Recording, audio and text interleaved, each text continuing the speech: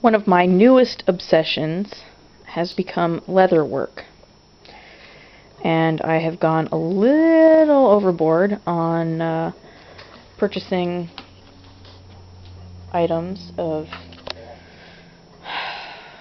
various and sundry tools and implements, and it's kind of gotten out of hand just a little bit, but we're going to start out with my reading material. Pictorial carving. Al Stolman's a name that's probably going to come up. He is like the best pictorial carver, figure carver you can imagine. He's worked with leather so much that he has great talent, great talent. ABCs of Leatherwork is a nice, simple beginner book. Tells you about the divisions of leather, wetting the leather, which you will find is very, very important to get the right cuts with the swivel knife. Tells you about the various cuts that you can do.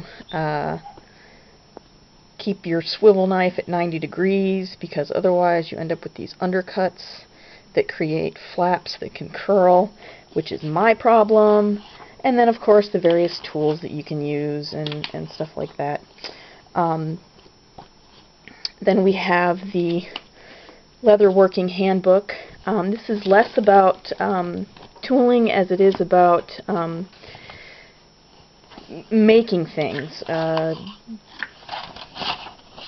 Very, very nice projects in here. Some of them are a little advanced, but really how to construct the items that you're making. And of course, you can always tool the item to add depth and definition and a pattern and stuff like that. So that's a really nice book too to have. The other thing that I've been getting is the Doodle Page of the Month. You can get this on eBay. These are, discontinued patterns and instructions on how to make them. One of the things that I'm working on right now, love hummingbirds, but I'm still doing my practicing, so what I've done is I've scanned this in on my printer, adjusted it to size, so this is the proper size.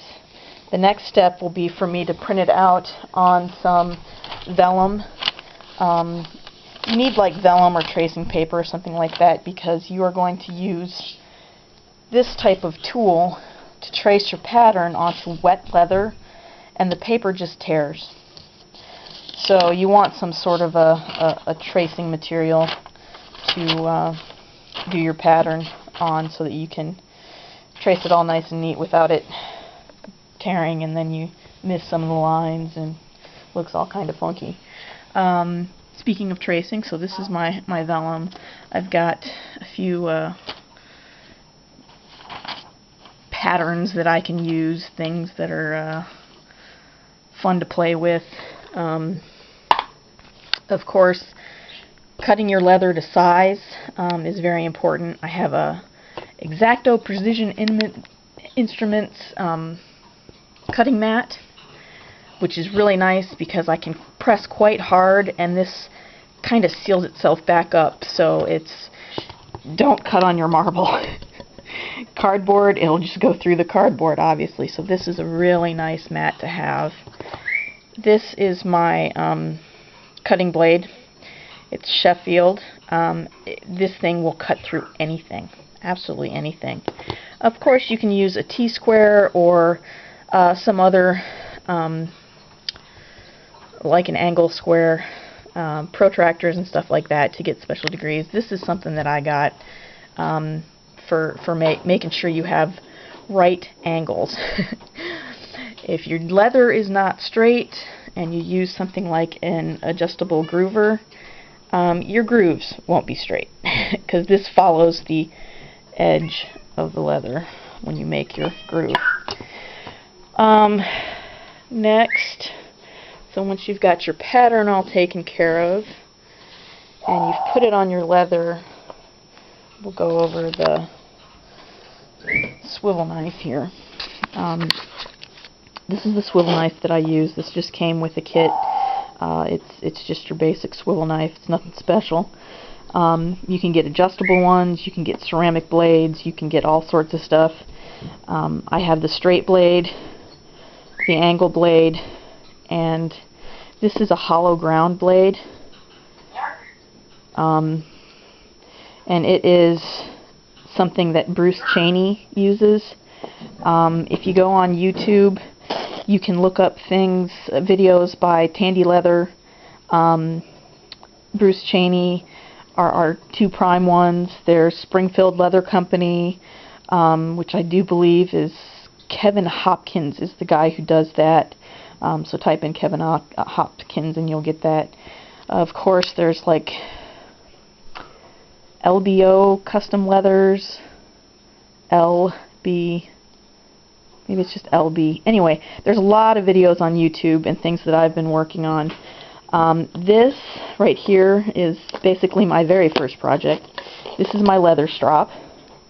And what I did is I used, one of the first items that I got was a skiver, this little item, for shrinking down your leather. And I also used an X-Acto knife to make the neat cuts. And trim the leather. One is angled this way, one is angled that way, and then they're glued together. And I used Leathercraft cement the Feedings Leathercraft cement to glue them together, and it's pretty much permanent. So what I have is a very smooth stropping surface, a rougher stropping surface, and a really rough stropping surface for making your blade nice and pretty. You want to polish your blade before you use it. Anytime you want to use your blade, you want to polish it, make it nice and shiny so that it glides through the leather. Let's see.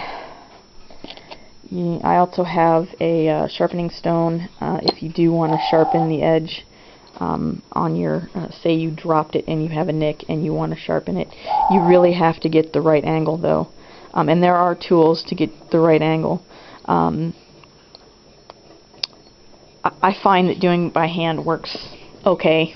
And I've actually sharpened the edge on this one pretty good.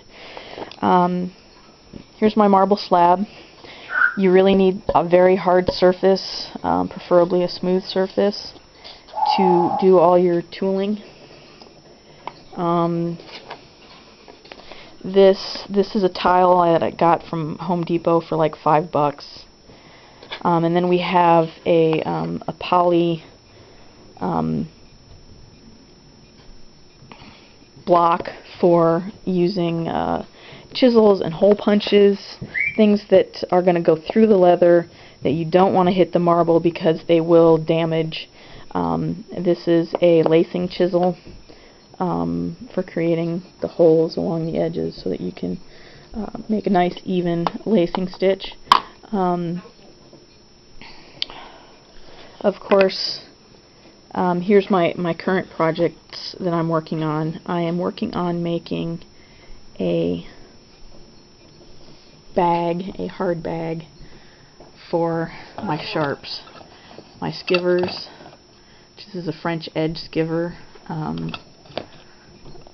safety skiver, and then darned if I can remember the name of this specifically, but the skivers are used mostly to trim down the leather so that it's thinner, easier to mold, easier to bend, and very nice tools to make your projects come to life.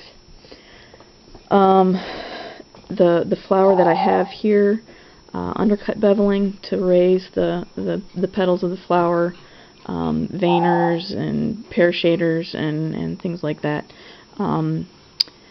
And then I have my 3D stamps that I was playing with, and my gouge that I was also playing with. This is a complete practice piece. This is one of my better pieces that I've been working on, and it's going to follow this pattern, and I'll probably color it as close to this as I can with the actual dyes as opposed to the acrylics.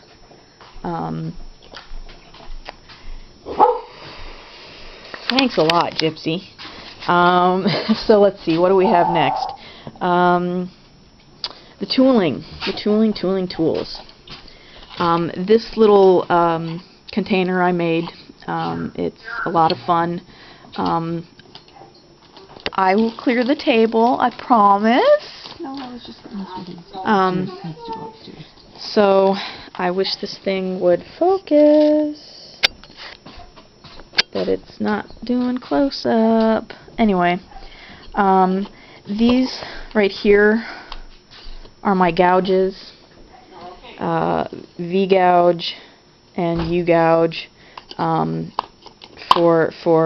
actually used that on this to make that, just as practice, just playing. Smaller sizes, bigger sizes, things like that. The other things that, the other tools that I have are, thanks, Mom.